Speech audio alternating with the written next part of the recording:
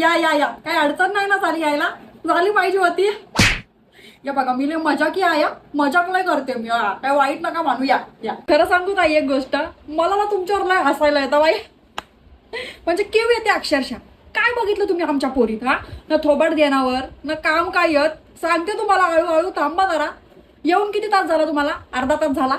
आणला पाणी? काय शिस्त नाही, बघून घ्या आता. अगं बाई, हा पोरगा आहे काय माकड तोंडा दिसतो एकदम.